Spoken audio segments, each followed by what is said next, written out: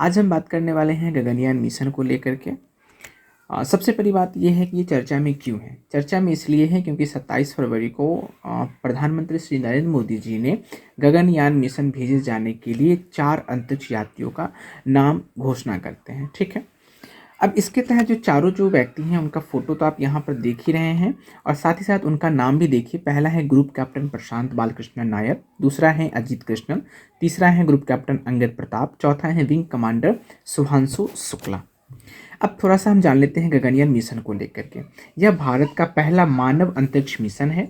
इस मिशन के तहत 3 लोगों को 3 दिन के लिए अंतरिक्ष में भेजा जाएगा और ये लगभग पृथ्वी से 300 से 400 किलोमीटर के बीच में ऊंचाई पर पृथ्वी का ये चक्कर लगाएगा। ठीक है, कौन? गगनयान मिशन। इसके बाद इस दल को फिर वापस पृथ्वी पर सुरक्षित वापस भी लाना है। उसके बाद क्या है कि इस भारतीय अंतरिक्ष अनुसंधान संगठन जो इसरो है द्वारा वर्ष 2025 में लॉन्च किया जाएगा। मतलब जो गगनयान मिशन जो है वो इसरो के द्वारा 2025 में लॉन्च किया जाना है। इसका उद्देश्य पृथ्वी की जो निचली जो कक्षा है उसमें मानव अंतरिक्ष उड़ान मिशन शुरू करने के लिए स्वदेशी क्षमता का प्रदर्शन करना है। अर्थात जो गगनयान मिशन है जो बिल्कुल स्वदेशी ही होंगी। अब थोड़ा सा जान लेते हैं कि वहाँ पर लियो की चर्चा हुई है पृथ्वी के निचली कक्षा के बारे में, तो हम वो भी देख लेते हैं कि यह अंतरिक्ष का वह क्षेत्र है जहाँ उपग्रह पृथ्वी की सतह के सबसे निकट परिक्रमा करती है।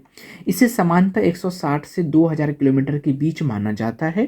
वायुमंडलीय खिंचाव के कारण उपग्रह 160 किलोमीटर से नीचे की परिक्रमा नहीं कर सकते। क्योंकि वायुमंडलीय खिंचाव है, वहाँ पर ग्रेविटेशनल फोर्स काम करती है।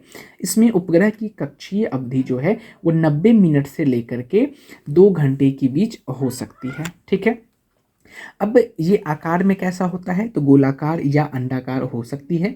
इस कक्षा में दूरसंचार तस्वीर लेने वाले, जासूसी करने वाले जैसे कार्यों संबंधित उपग्रह जो है वो लॉन्च की जाती है। कहाँ पे?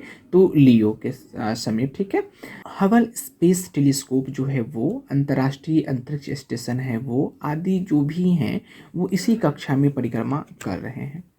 अब हम बात कर लेते हैं भारत का अंतरिक्ष स्टेशन बास के बारे में। अब वो इसलिए क्योंकि वर्ष भारत जो है वो स्वयं का अंतरिक्ष स्टेशन लॉन्च करने की योजना बना रहा है। इसे लियो में लगभग 400 किलोमीटर की ऊंचाई पर स्थापित किया जाएगा। ठीक है, इसकी आवश्यकता क्यों पड़ गई है? ये क्यों? क्योंकि गगनयान मिशन की सफलता के बाद इसे लॉन्च करना महत्वपूर्ण हो जाएगा। इसके माध्यम से भारत अंतरिक्ष की संभावनाएं का सहभागी बन सकता है। ठीक है, और बनेगा। नेक्स्ट है कि अगर आप देखें तो वर्तमान में भी अंतरिक्ष स्टेशन कार्य कर रहे हैं। तो इनमें अभी वर्तमान में 2 अंतरिक्ष स्टेशन कार्य कर रहे हैं जो पृथ्वी का चक्कर लगा रहे हैं।